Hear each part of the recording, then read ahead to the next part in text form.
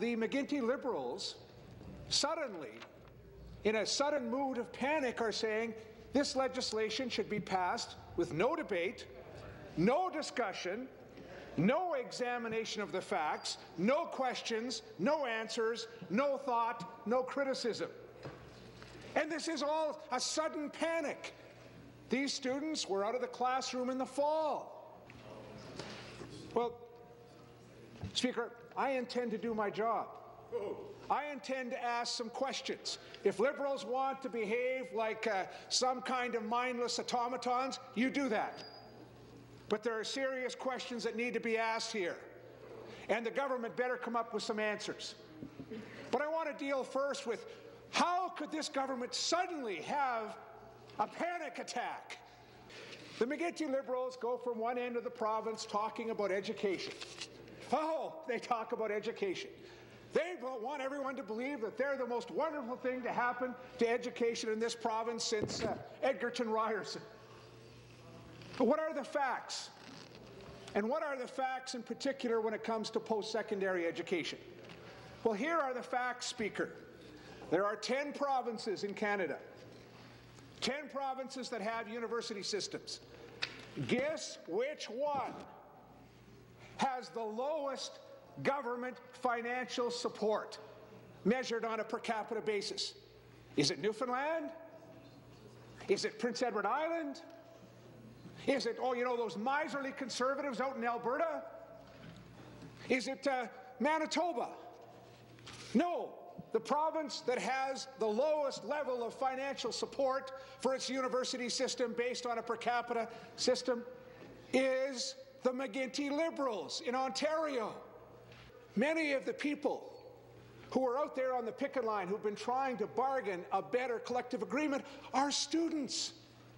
Some of them are students who put in 4 years of undergraduate, 2 years at a master's degree, 3 years working on their PhD. They've racked up debts thanks to the McGuinty government habit of jacking tuition fees through the roof. York University is not some anomaly.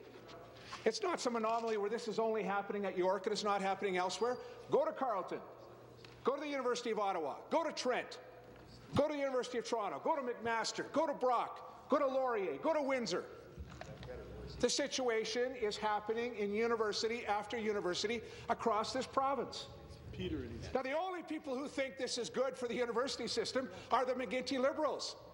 They think it's so wonderful that we should just shut up and behave like automatons and pass this piece of legislation. We're not a Liberal Tory. Well, let me say, Speaker, I don't think having one of the worst funded university systems in North America is good for the students, is good for the workers, is good for the university, is good for the economic future of Ontario.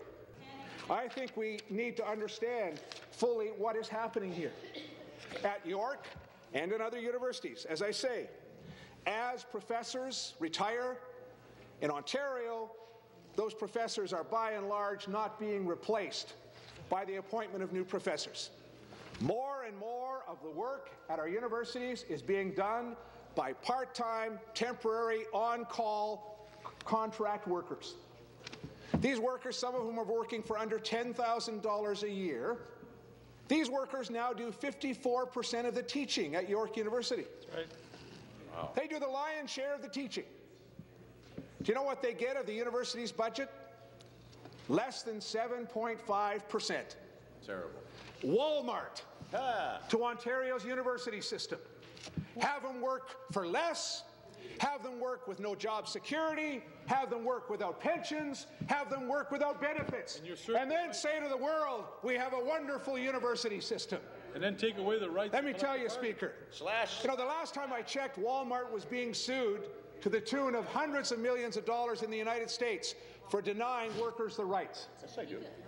Immigrant workers taking advantage of new Americans.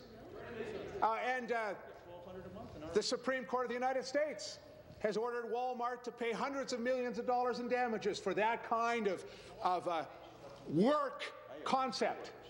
But if I look at what's happening today in Ontario under the McGuinty Liberals, it's not much different in Ontario's university system.